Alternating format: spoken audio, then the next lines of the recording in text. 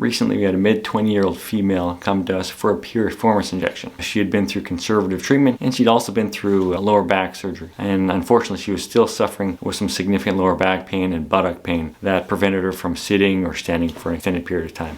But I didn't think it was her piriformis. As an interventional spine and regenerative medicine doc, I get a lot of satisfaction out of helping people, helping their pain. One thing that makes me really sad is when I see a patient that has spent months or maybe even years going from doctor to doctor, different types of treatments, and not having any significant improvement in the pain. I see that those patients lose hope in any sort of future of pain relief or even doing what they want to do. Especially frustrating when I know that there are treatments that can get them feeling better and doing the activities that they want to do. That's part of the reason why I do these videos, to get this information out there, and hopefully it helps someone out there along in their pain journey. Okay, back to piriformis syndrome. I rarely see true piriformis syndrome, which is where the piriformis muscle compresses the sciatic nerve and causes nerve pain radiating down into the foot. Often, if it's bad enough, on MRI we'll see swelling of the sciatic nerve at the level of the piriformis muscle. A tight piriformis or painful piriformis is not the same as piriformis syndrome. This young female patient did not have any sciatic nerve irritation on history or on exam. So if it's not piriformis syndrome, well, what the heck is it? Reviewing other things in her lower back, we reviewed her MRI. There are no major disc herniations, disc tears, no significant arthritis in the facet joints or SI joints.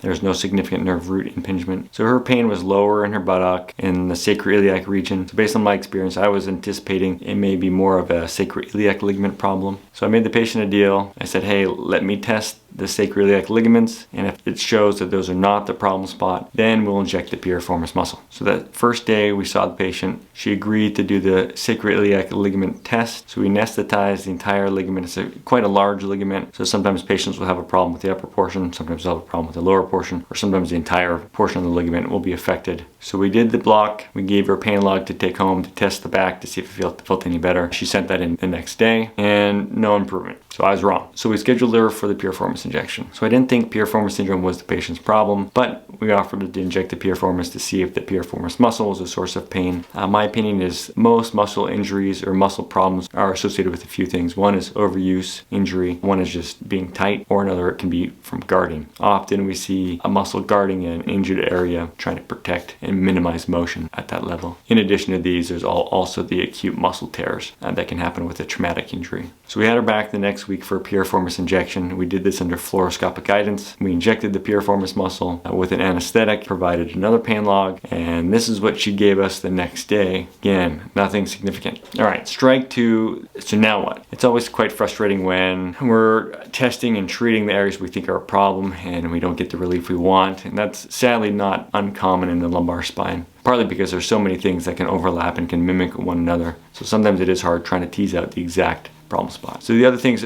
we were thinking about, one were the intervertebral discs, facet joints, the SI joints. So I considered doing diagnostic tests for these locations, but I just wasn't convinced that those were the problem spot. So we brought the patient back. I took another look at her back, re-evaluated her, did another exam on her back. So on exam, it really seemed like the lower area of the sacrum was the location most of her pain. So even creeping a little further past the sacroiliac ligament, getting into the territory of where the sacrospinous and sacrotuberous ligaments attach. And these are much less commonly involved with lower back pain. So same day, under x-ray guidance, we went again and tested these lower ligaments, the sacrospinous and sacrotuberous ligaments, and sent her home with another pain log to test the pain to see if her usual pain was better. So the next day she sent in the pain log. Here's the results here.